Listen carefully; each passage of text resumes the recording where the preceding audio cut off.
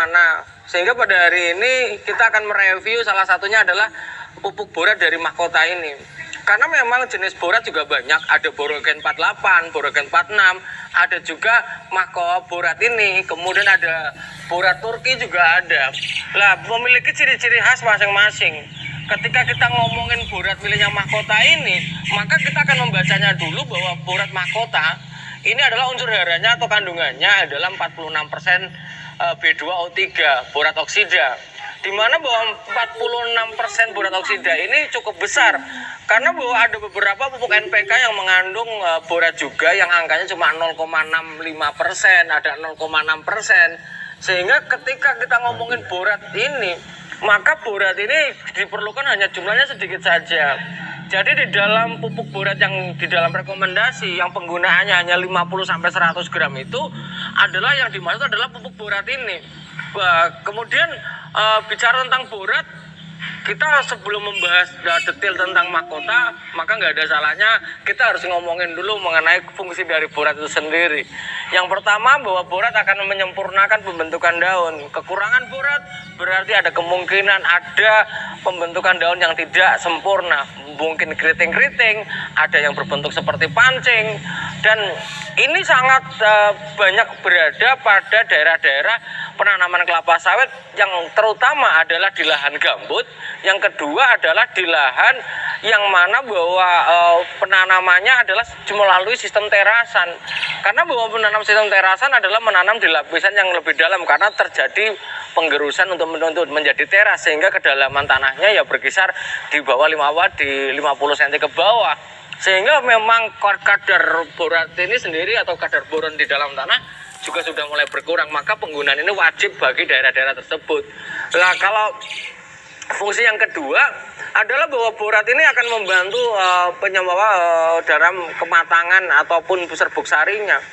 Dan juga bahwa borat ini adalah sangat berpengaruh terhadap pembentukan lendir bunga betina kelapa sawit. Ketika bunga betina itu sudah masuk ke dalam masa antes atau siap dibuahi, maka ada pembentukan lendirnya. Lah, disitulah lendir dari bunga ini yang faktor pembentukannya adalah sangat ditentukan kadar borat atau serapan borat yang dari kelapa sawit itu sendiri.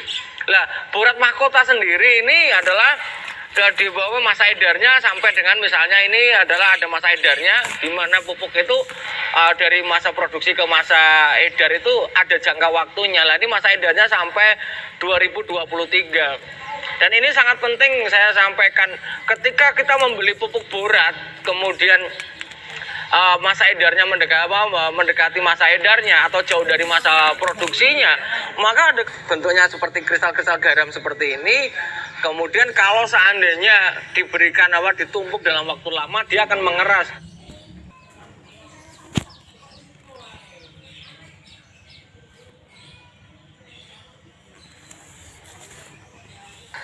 Seperti itu. Kemudian bentuknya ini padat butiran. Memang dari bentuknya sangat bisa terlihat bahwa pupuk borat Mahkota ini sendiri adalah butirannya halus banget. Kemudian kristalnya ya seragam. Kemudian warnanya putih dan ada bintik merahnya. Lah, ini bahwa borat Mahkota mungkin sedikit berbeda secara fisik warnanya dengan Borogen 48 ya. Bahwa Borogen 48 warnanya adalah putih jernih, sementara kalau kita bicara tentang borat dari Mahkota ini warnanya adalah putih, ada bintik-bintik merah. Seperti kayak Borogen ini cipratin pakai KCL lah, ini bentuknya warnanya warna putih, ada bintik-bintik merahnya. Lah, apakah yang asli yang mana? Kedua-duanya asli. Karena sangat tergantung dari produsennya itu yang mana. Kalau produk A maka cirinya A, kalau produk B maka cirinya B. Maka Mahkota juga punya ciri, dia bentuknya putih, ada bintik-bintik merahnya. Sedangkan kalau di Borogen 48 adalah warnanya putih bersih saja.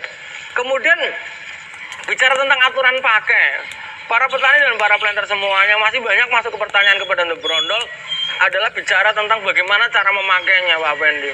Bicara tentang borat ini atau boron ini, bahwa aplikasinya adalah bisa melalui pucuknya, bisa melalui ketiaknya, dan bisa melalui piringannya. Sangat ditentukan dari kemampuan jangkauan kita. Dimana ketika tanaman itu masih bisa dijangkau, dia mengaplikasikan lewat pupuk, lewat pucuknya, maka kita aplikasikan lewat pucuknya. Namun kalau tidak sampai lagi ya pakai ketiaknya, pakai ketiak-ketiak pelepah ditebarkan begitu saja nggak ada masalah. Karena pada prinsipnya adalah bahwa penggunaannya hanya 50 sampai 100 gram. Kemudian borat ini adalah bisa diserawah akan berpengaruh terhadap jaringan meristematik. Jadi ketika dipiokkan, kalau bahasa Jawa tuangkan ke dalam pucuknya juga nggak apa-apa. Nah, ini yang menjadi pertanyaan di masa Pak Pendi, di masa tidak ada hujan gimana? Apakah kering kita bisa memupuk borat? Jawabannya adalah sangat tergantung. Kalau kita jauh musim kemarau sudah 2 minggu kita nggak ada hujan, maka lebih bagus kita pending dulu. Karena apa? Senyawa borat atau pupuk borat ini sekali lagi ketika dia dituangkan dan dia tertumpuk tanpa adanya pencawat cair dari adanya air, maka dia akan sedikit mengeras dan ini akan berpengaruh terhadap kadarnya juga. Kemudian yang selanjutnya adalah kenapa harus di ketiak pelepahnya? Ketika di ketiak pelepahnya, karena penggunaannya hanya 50 gram. Kalau kita menggunakan langsung di piringan, takutnya hujan atau bawa dia akan mudah hilang atau tutup yang lainnya. Atau misalnya 50 gram ya mudah larut segawa, mudah terbawa aliran air, sehingga bahwa penggunaan borat ini yang 50 gram kalau di piringan biasanya kita gunakan untuk tanaman besar.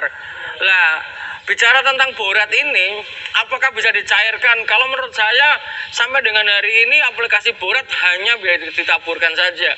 Kalau dicairkan, kalau menurut saya adalah sangat rentan sekali dan sangat tidak efisien. Kita butuh menggunakan air, kemudian susah lah menurut saya, maka lebih bagus ditaburkan saja. Kemudian yang terakhir adalah bicara tentang borat ini, masalah dosisnya.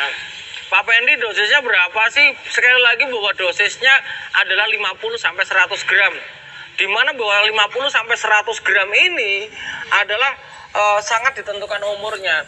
Jika Bapak Ibu semuanya menggunakan NPK yang sudah ada trace elemennya, misalnya di tanaman belum menghasilkan, misalnya kita menggunakan 12, 12, 17, 2 plus TE trace elemen, maka boratnya bisa kita kurangi. Dari 50 gram bisa kita kurangi 25 gram. Kemudian biasanya kita menggunakan 75 gram, kita bisa menurunkan menjadi 50 gram. Hal ini penting karena bahwa trace elemen sendiri adalah unsur hara mikro yang terkandung di dalam pupuk NPK itu sendiri. Kemudian mungkin itu aja yang dapat saya sampaikan.